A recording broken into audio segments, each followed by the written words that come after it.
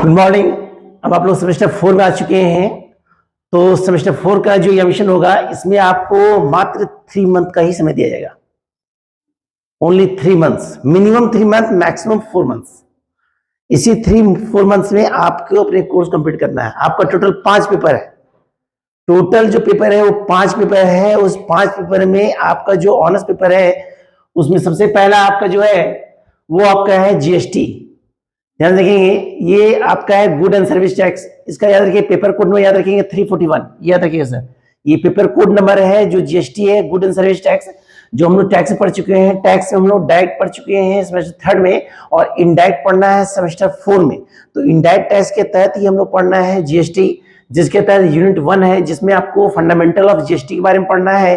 Second unit के तहत आपको रूल्स पढ़ना है जीएसटी का, किस प्रकार रूल्स उसका है। थर्ड पढ़ना है इसका कंडीशन, डिफरेंसेस कंट्री, इसका हर कंट्री में किस प्रकार यूज होता है। यूनिट 4 जो हमारा है वो टैक्स एंड ड्यूटीज पढ़ना है। मतलब टोटल इसमें अप्रोच देखा जाए तो टोटल इसमें 5 या 6 चैप्टर्स है जो मोस्टली इंपॉर्टेंट है, जिसमें जीएसटी के तहत सारा सिलेबस दिया हुआ है।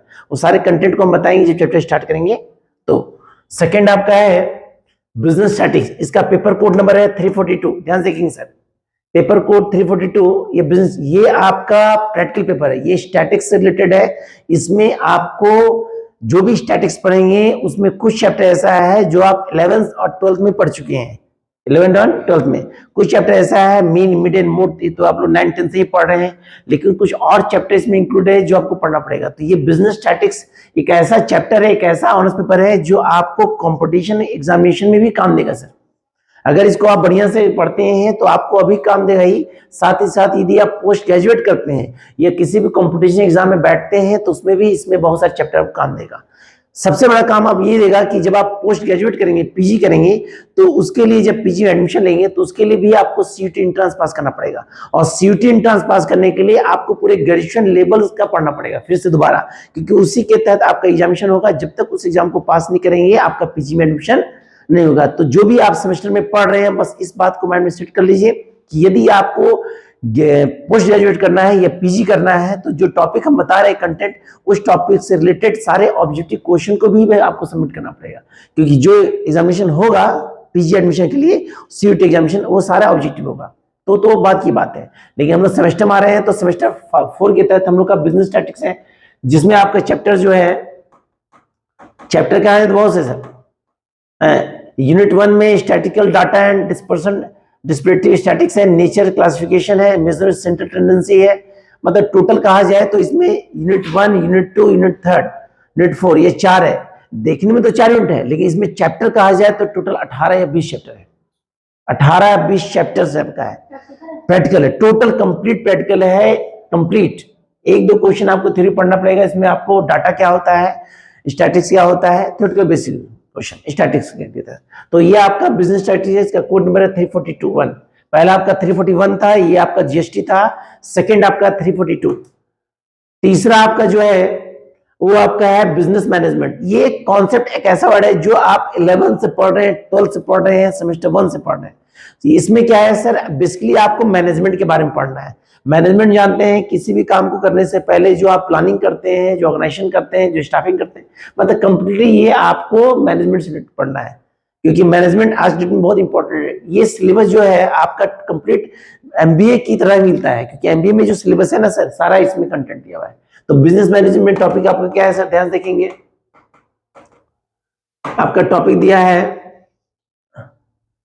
आपका टॉपिक दिया देखिए, concept, need for study, managerial function and overview, coordination, essence of manager, evaluation of management, thought classification, मतलब टोटल कंप्लीट। प्लानिंग दिया है, ऑर्गेनाइजेशन दिया है, स्टाफिंग दिया है। देख रहे हैं सारा कंटेंट वही है, सारा कंटेंट वही है। लेकिन बस यही है कि इसमें हम कुछ थोड़ा बड़ी लॉन्ग पढ़ना है सर। हम लोग 12th शॉर्ट पढ़े थे, इसको लॉन्ग पढ़ना है। अगला हमारा इसी में दिया हुआ है, कंट्रोलिंग दिया हुआ है, सब वही दिया है sir. Planning, organisation, staffing, controlling, सारा टॉपिक वही है, बस इसको कंटेंट को बढ़ा के लिखना है एग्जामिनेशन में। तो ये आपका तीसरा ऑनर्स पेपर होगा, जिसका कोडिंग कितना है सर, 340। तो 341 में जीएसटी, 342 बिजनेस स्टैटिक्स, 343 में हमारा क्या है, बिजनेस मैनेजमेंट। अब 344 जो हम लोग का है, ये है कंप्यूटर एप्लीकेशन या प्रिंसिपल ऑफ इंश्योरेंस। तो बेसिकली जो आपका कॉलेजेस हैं मार्कम है, आनंदा है या वोमेंस कॉलेज या अदर किसी कॉलेज के हैं, तो पहले आप लोग को दिया जाता था कंप्यूटर एप्लीकेशन, लेकिन अभी आप लोगों को कर दिया गया है प्रिंसिपल ऑफ इंश्योरेंस। तो आप लोग को सेमेस्टर 4 में कॉलेज के द्वारा दिया जाएगा प्रिंसिपल ऑफ इंश्योरेंस। ये इंश्योरेंस टॉपिक आप याद कीजिए, 11th में आप चैप्टर पढ़े थे बिजनेस स्टैटिक में एक टॉपिक इंश्योरेंस, बीमा। तो इसमें आपको बीमा के बारे में कंप्लीट पढ़ना है कि बीमा क्या होता है, टाइप्स ऑफ इंश्योरेंस क्या होता है, क्योंकि सब जानते हैं बीमा क्या होता है। बीमा होता है भविष्य को जो हम सेफ रखते हैं, तो उस भविष्य में हमारे लाइबिलिटीज को जो कवर करता है ऑर्गेनाइजेशन, उस ऑर्गेनाइजेशन के तहत जो हमारा एग्रीमेंट होता है उस एग्रीमेंट को क्या कहते हैं, इंश्योरेंस। क्योंकि सब जानते हैं कि भविष्य में क्या होगा किसी को पता नहीं है, तो अपने भविष्य को सेफ रखने के लिए जिस संस्था द्वारा हमारे लाइबिलिटी को कवर किया जाता है, तो उस संस्था और हमारे बीच जो प्रोसेस होता है उस प्रोसेस का नाम क्या होता है, इंश्योरेंस। तो इसमें आपको बेसिकली टाइप्स ऑफ इंश्योरेंस पढ़ना पड़ेगा। मैरिज इंश्योरेंस हो गया, फायर इंश्योरेंस हो गया, लाइफ इंश्योरेंस हो गया, लाइफ इंश्योरेंस का टाइप्स भी आ गया, मतलब बहुत सारे कंटेंट इसमें है। बेसिकली आपका थ्योरी पेपर है, तो थ्योरी पेपर आपका जीएसटी हुआ, थ्योरी आपका इंश्योरेंस हुआ, क्या हुआ सर, इंश्योरेंस। लेकिन बिजनेस स्टैटिक्स जो है वो आपका प्रैक्टिकल पेपर है। और लास्ट पेपर जो चौथा पेपर है, पांचवा पेपर है, वो आपका है एंटरप्रेन्योरशिप। ये एंटरप्रेन्योरशिप जो आप 11 से पढ़ने सर। एंटरप्रेन्योरशिप होता है क्या, एंटरप्रेन्योरशिप जो होता है एक प्रकार का स्किल होता है। क्या कोई व्यक्ति किसी कार्य को कंप्लीट करता है तो वो अपनी एंटरप्रेन्योरशिप के आधार पर ही काम करता है, वो व्यक्ति एंटरप्रेन्योर कहलाता है, लेकिन उसका स्किल जो है वो क्या कहलाता है, एंटरप्रेन्योरशिप। तो इसके तहत आपका ऑब्जेक्टिव क्वेश्चन होगा, ध्यान देखेंगे, ये जो होगा ये 50 नंबर का होगा, जिसमें आपका ऑब्जेक्टिव क्वेश्चन रहेगा। और प्रत्येक जो हम लोग का 4 पेपर है, 341, 342, 343, 344, ये 344 तक जो 4 नंबर से ये प्रत्येक 100 नंबर का है, जिसमें 80 रिटन होगा, 20 प्रैक्टिकल कॉलेज दे जाएगा। और जो आपका ये एंटरप्रेन्योरशिप जो है ये 50 मार्क्स का, जिसमें 40 आपका ऑब्जेक्टिव क्वेश्चन होगा और 10 नंबर आपको कॉलेज द्वारा दिया जाएगा आपके अटेंडेंस के आधार पर, आपके इंटरनल एग्जामिनेशन। तो ये बेसिकली आपका 5 पेपर है। पहला पेपर आपका हुआ आपका जीएसटी, दूसरा पेपर आपका हुआ बिजनेस स्टैटिक्स,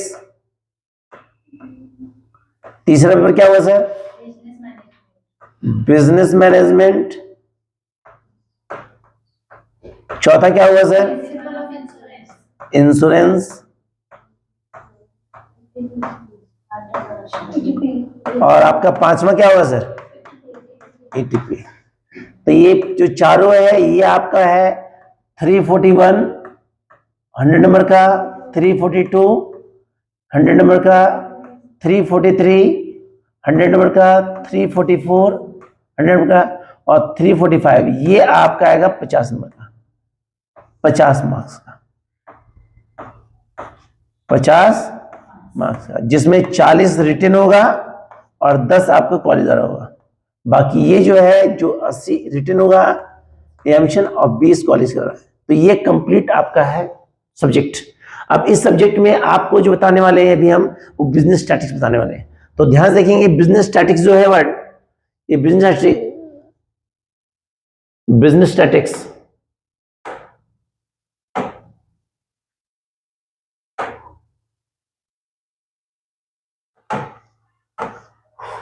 बिजनेस स्टैटिक्स, तो ध्यान से देखेंगे बिजनेस मैनेजमेंट, बिजनेस स्टैटिक्स।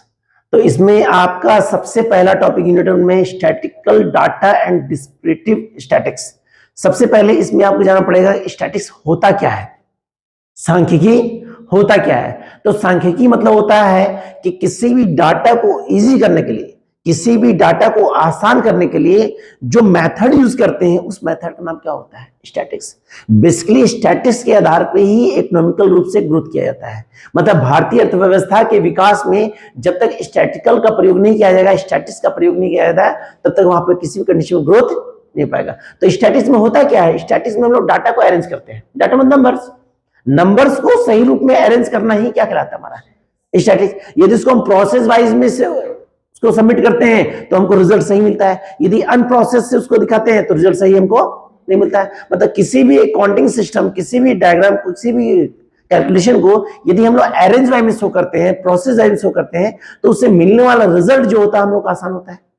तो डाटा जो होता है ये इकोनॉमिकल ग्रोथ का एक मेन बेस पॉइंट होता है। यदि हम लोग डाटा को सही से अरेंज नहीं करते हैं तो किसी भी कंडीशन में अर्थव्यवस्था का विकास नहीं हो पाएगा, क्योंकि स्टैटिक का प्रयोग केवल अर्थव्यवस्था के विकास के नहीं होता है, हर क्षेत्र में स्टैटिक का प्रयोग है। स्कूल में, हॉस्पिटल में, फिर कॉलेजेस में, एक सिनेमा हॉल में, कसते हर बिजनेस प्रोसेस में, हर कंडीशन में जब तक स्टैटिक्स नहीं हो तब तक वहां किसी भी क्षेत्र का ग्रोथ, चाहे वो इकोनॉमिकल कंडीशन से हो चाहे नॉन इकोनॉमिकल कंडीशन हो, मतलब अर्थव्यवस्था के विकास के लिए या समाज के विकास के लिए या व्यक्ति खुद के अपने डेवलपमेंट के लिए जब तक स्टैटिस्टिक्स का प्रयोग नहीं करता है। एक व्यक्ति को मान लीजिए उसका सैलरी है 10,000 रुपीज, अब वो 10,000 रुपीज को मंथली खर्च कर रहा है, तो वो भी डाटा में चल रहा है भाई कितना हम खर्च कर रहे हैं, कितना हमारा सेविंग हो रहा है, कितना एक्सपेंस हो रहा है, तो उसको डाटा में अरेंज कर रहा है, तो उसको पता चलेगा कितना हम एक्स्ट्रा एक्सपेंसेस कर रहे हैं या कितना हमारा बेनिफिट्स हो रहा है, तो उसको भी एक प्रोसेस में अरेंज करना ही क्या कहलाता है, स्टैटिक रहता है। स्टैटिक्स दो प्रकार का होता है, एक होता है प्राइमरी, एक होता है सेकेंडरी।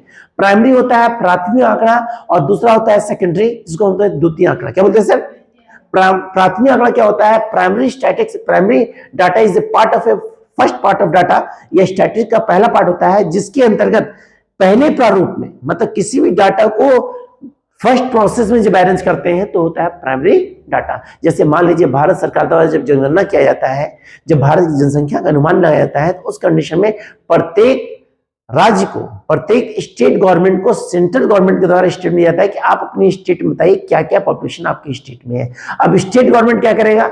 अपनी डिस्ट्रिक्ट को इंफॉर्मेशन डालेगा, तो ये सब प्रोसेस जो जमा हो रहा है सबमिट, ये कहलाएगा प्राइमरी। क्या कहलाएगा सर? और सेंट्रल गवर्नमेंट क्या करेगा? सारे पॉपुलेशन को जोड़ देगा, दैट मीन क्या हो गया? सेकेंडरी। क्या हो गया? हमारे जो बैचेज चलता है उस बैचेज में नंबर स्टूडेंट निकालेंगे तो हो गया प्राइमरी डाटा। क्या हो गया सर? टोटल जोड़ देंगे, क्या हो गया सर? Second data. तो बेसिकली ये आपको डाटा बनता है। अब आपको इसके तहत सबसे पहला चैप्टर है वो है सेंट्रल टेंडेंसी, जिसका आपको चैप्टर बताएंगे, ध्यान सुनिए।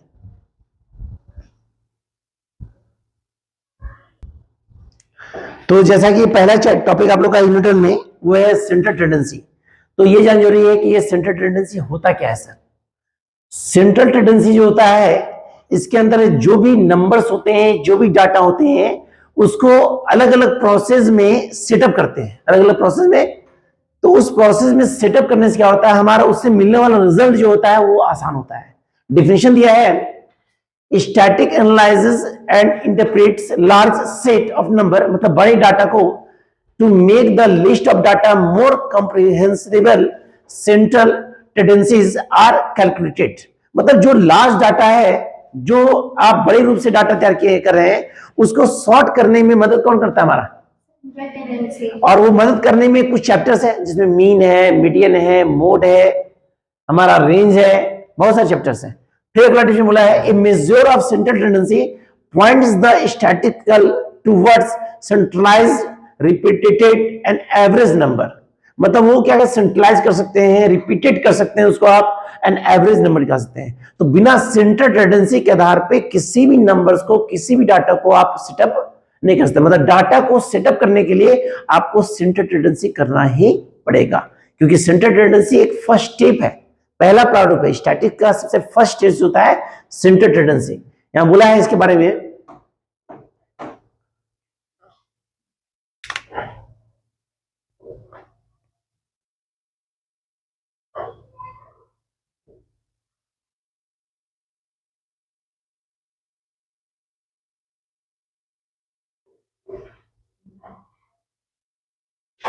कुछ पॉइंट दिया है, देखिए यहां देखिए, सेंट्रल टेंडेंसी को मेजर करने का सबसे पहला मेन पॉइंट है, बोला है measures of central tendency most representative और type typical of all value in group average.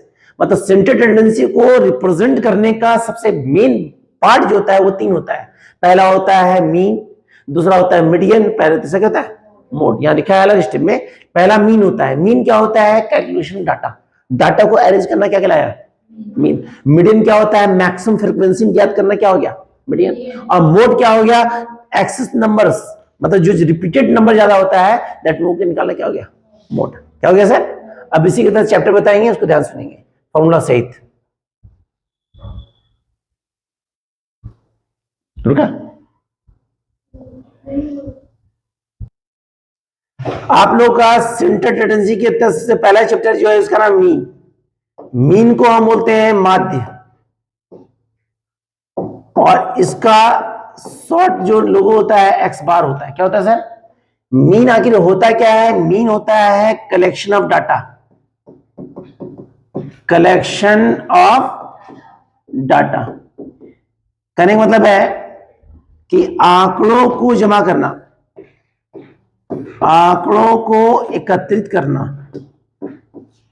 आंकड़ों को एकत्रित करना आपका कहलाएगा माध्य। क्या कहलाएगा सर? अब ये माध्य बनाने का जो प्रोसेस होता है वो एक्चुअली दो होता है, तीन होता है सर। एक होता है डायरेक्ट, एक होता है इनडायरेक्ट,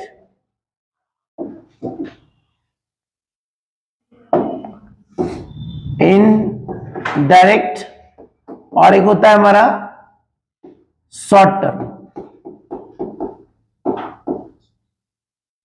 बेसिकली हम लोग मीन में जितना भी क्वेश्चन सॉल्व करते हैं वो सारा कौन होता है सर? डायरेक्ट। अब आप कुछ फॉर्मूला बता रहे हैं, देखिएगा इसका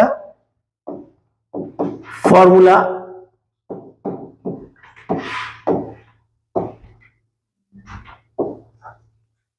ये हो गया पहला प्रोसेस, सीरियल नंबर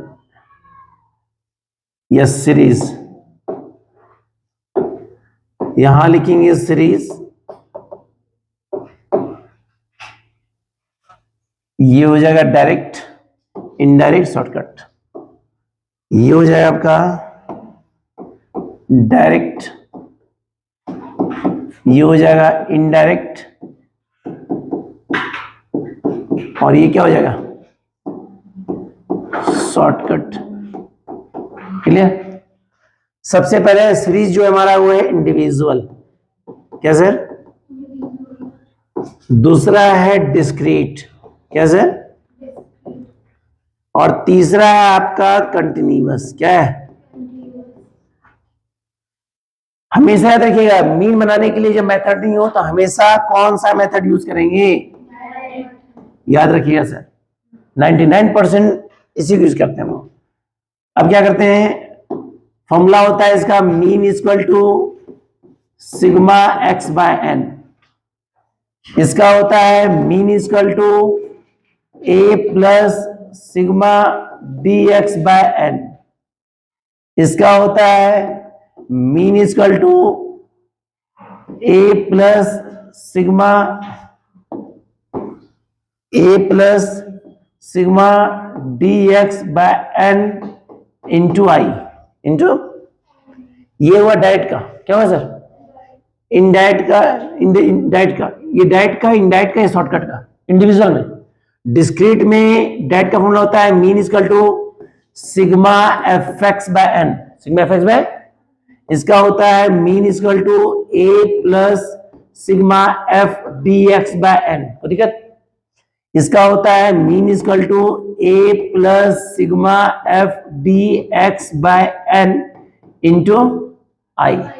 जब कंटिन्यूअस होता है तो डायरेक्ट फॉर्मूला होता है mean equal to sigma f x by n. इसका होता है same A plus sigma f d x by N.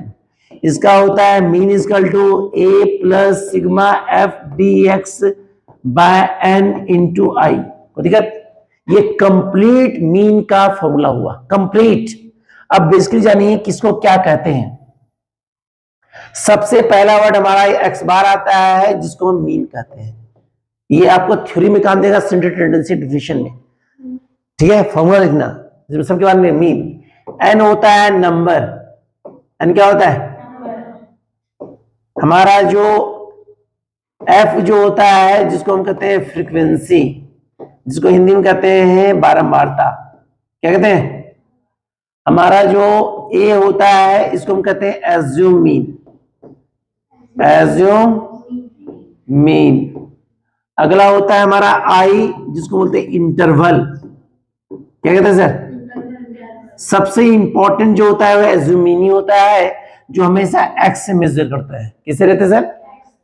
अब आपको बताते हैं क्वेश्चन। सबसे पहले बताते हैं आपको इंडिविजुअल सीरीज में। क्यों सीरीज में? और इंडिविजुअल में केवल आपको हम डायरेक्ट बताएंगे। अभी हम कौन बताएंगे सर? सिंपल सा क्वेश्चन है, ध्यान से सर। 15-20 क्वेश्चन, जितना क्वेश्चन सब क्वेश्चन बन जाएगा। मान लीजिए क्वेश्चन है एक्स है, मान लीजिए दिया है 25, 30, 45, ये हो गया 10 और ये हो गया 10, ये क्वेश्चन है, ठीक है। बनाना है मीन, बनाना क्या है, सबसे पहले क्या करेंगे, सबसे पहले मीन बनाएंगे। तो सबसे पहले माइंड में पूरे बिजनेस स्टैटिक के तहत माइंड में डाटा डाल लीजिएगा। जब क्वेश्चन सिंगल में हो, जब क्वेश्चन, तो हमेशा वो इंडिविजुअल होता है, कभी क्वेश्चन लिखा हुआ नहीं रहेगा। कभी भी क्वेश्चन में ये नहीं लिखा रहेगा कि इंडिविजुअल है, डिस्क्रीट है कि कंटीन्यूअस है। आपका क्वेश्चन सिंगल दिया हुआ है मतलब इंडिविजुअल है। क्या है सर, अब ये क्वेश्चन दिया है, बोला फाइंड मीन, फाइंड। अब प्रश्न है भाई ये इंडिविजुअल है, डिस्क्रीट है, तो सर बता चुके थे कि भाई सिंगल होता है तो क्या होता है। सबसे पहले क्या करेंगे, यहां लिखेंगे सीरियल नंबर, क्या लिखेंगे सर, 1 2 3 4 5, या एक्स लिखेंगे, सेम कॉपी करेंगे, 25 30 45 10, और ये कोई जरूरी नहीं है अरेंज करने का, अरेंज करते तो भी ठीक, नहीं अरेंज करते तो भी ठीक, तो भी गलत आपका। अब मीन का फॉर्मूला हम लोग बता चुके थे, सिग्मा एक्स बाय, तो सिग्मा एक्स में जोड़ देंगे इसको हम, तो 5 5 10 1 1 1 2 3 4 3 7 7 3 10 120 1, ये हो गया 120, नंबर 5 है, ये निकला 25 24 है ना, क्या निकला। यही क्वेश्चन रहता है, मान लीजिए ध्यान देखिए, यही क्वेश्चन मान लीजिए रहता हमारा क्वेश्चन कि 20 10 30 मिसिंग देन 20, बोलेगा मीन, क्या बोलेगा, क्वेश्चन नहीं दे दिया लेकिन मिसिंग कर दिया है, और यहाँ पे मान दे दिया एक्स बार का मान, एक्स बार का मान दिया 50, कितना दिया है। पहले मीन निकालते थे, पहले मीन निकालते थे, और अब मीन निकला हुआ है, मिसिंग वैल्यू निकालना है, क्या निकालना है। यहां लिखेंगे सीरियल नंबर 1 2 3 4 5, या एक्स लिखेंगे 20 10 30, जो मिसिंग है उसको मानेंगे हम एक्स, क्या मानेंगे एक्स। अगला हमारा मान कितना है, अब क्या करेंगे, इसको हम प्लस करेंगे, क्या करेंगे सर, प्लस करेंगे, तो प्लस करते हैं तो होता है मेरा 50 80 80 प्लस मीन का फॉर्मूला हो गया मेरा सिग्मा एक्स बाय सिग्मा, तो इसका मान कितना सर, ये हो गया 80 प्लस एक्स बाय एन, कितना हो गया, ये हो गया 250, क्रॉस मल्टीप्लिकेशन, ये हो गया 80 प्लस एक्स, यहाँ पे करना कुछ नहीं, एक्स बराबर हो जाएगा 250 माइनस 80, देन इसका आंसर हो गया 170, है ना। तो ये सिंपल था, ये मिसिंग था। अब यही क्वेश्चन रहेगा डिस्क्रीट में, किसमें रहेगा सर, तो ये भी माइंड में सेट रखिएगा कि डिस्क्रीट कभी लिखा हुआ नहीं रहेगा सर क्वेश्चन में, कभी भी क्वेश्चन के ऊपर डिस्क्रीट इंडिविजुअल कंटीन्यूअस लिखा हुआ तो क्वेश्चन कैसे बचाएंगे। मान लीजिए लिखा हुआ है एक्स लिखा हुआ और एफ लिखा हुआ है, कोई दिक्कत, मान लीजिए 20 है 30 है 10 है 40 है 50 है, ये 2 है 1 है 3 है 2 है 2, ये क्वेश्चन है, बोले फाइंड मीन, फाइंड। तो ये माइंड सेट रखिएगा कि सर बता चुके थे सिंगल हो तो इंडिविजुअल, डबल हो तो डिस्क्रीट। अब डबल हो डिस्क्रीट तो ये भी कंफर्म होना चाहिए कि कौन एक्स है कौन एफ है। क्या डिस्क्रीट में एक्स एफ लिखा है तो कोई दिक्कत नहीं, लेकिन मान लीजिए एक्स एफ नहीं लिखा है, मान लीजिए लिखा हुआ है यहाँ पे एक्स की जगह लिखा हुआ है मेरा, मान लीजिए एक्स लिखा हुआ है स्टूडेंट, क्या लिखा हुआ है, और यहां लिखा है मार्क्स, क्या लिखा है सर, ठीक है, और निकालने बोलते हैं फाइंड, फाइंड मार्क्स नंबर या फाइंड स्टूडेंट नंबर, फाइंड, तो जो निकालने बोलेगा हमेशा क्या कह रहा है, अब बोला है क्या question, find student number of mean, तो स्टूडेंट बोला है मतलब मीन निकालने के लिए, क्या, तो स्टूडेंट बोला है तो जो बोलेगा हमेशा एक्स होगा, क्या होगा सर, तो स्टूडेंट मेरा एक्स हो गया, बाद वाला क्या हो गया एफ, और एफ तभी होगा जब वो घटते बढ़ते क्रम में सीरीज में हो। यहां गौर कीजिएगा कि फ्रीक्वेंसी का मान हमेशा अप एंड डाउन में, 2 है 1 है 3 है 2 है ना सर। सबसे पहले फॉर्मूला यूज करेंगे मीन का, इसका होता है sigma f x by n, यहां लिखेंगे एफ एक्स, आपका एफ बी एक्स में 22 जा 40 31 जा 30 10 3 जा 30 42 जा 80 52 जा 100, इसको प्लस करेंगे 0 4 3 7 10 18 112 280, यहां हो जाएगा 280, नंबर मेरा कितना हो गया 10, यहां 10 लिखेंगे, आंसर कितना है 28 28। और करें सर, याद रखिएगा जब भी डिस्क्रीट क्वेश्चन हो तो x का वैल्यू जो होता है वो हमेशा इक्विवेलेंट डिफरेंसेस नहीं होना चाहिए सर। यहाँ डिफरेंसेस देख रहे हैं सर, सबका मैच कर रहा है क्या, नहीं मैच कर रहा है, मैच करता है तो कंटिन्यूअस हो जाएगा, हम बताएं कैसे, मैच करे तो क्या होगा सर, यहाँ मैच नहीं कर रहा है, हमेशा एक्स का वैल्यू हमेशा डिफरेंसेस जो होता है मैच इक्वल मैच नहीं करना चाहिए। अब तीसरा हमारा है कंटिन्यूअस, क्या है सर, कंटिन्यूअस, गौर कीजिएगा। तो तीन सीरीज था, पहला था इंडिविजुअल, दूसरा डिस्क्रीट, तीसरा कंटिन्यूअस। तीसरा तो कंटिन्यूअस क्वेश्चन जो रहेगा वो क्लास में रहेगा, किसमें रहेगा सर, तो भाई इंडिविजुअल से बताया अकेला होता है, डिस्क्रीट डबल होगा, कंटिन्यूअस क्लास में होगा। अब क्लास में होगा तो उस कंडीशन क्या करेंगे, क्लास से होगा 0 से 10, 10 से 20, 20 से 30,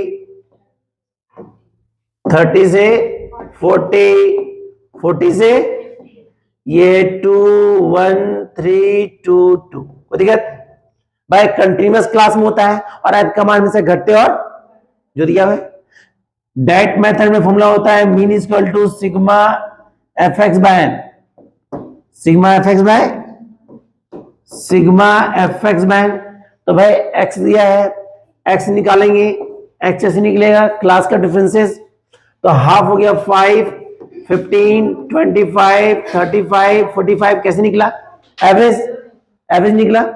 अब क्या करेंगे, निकालेंगे एफ एक्स, क्या निकालेंगे सर, तो 5 2 10, 15 15, 25 से 75, ये 70 हो गया, ये 19 हो गया, कोई दिक्कत, ये 5 5 10, 9 1 10, 17 24 26, 260, यहाँ हो गया 10, ये हो गया 260 बाय 10, ये निकला हमारा 26, क्या निकला 26। अब मान लीजिए यही क्वेश्चन रहेगा, और कीजिएगा, मान लीजिए हमारा क्वेश्चन रहेगा,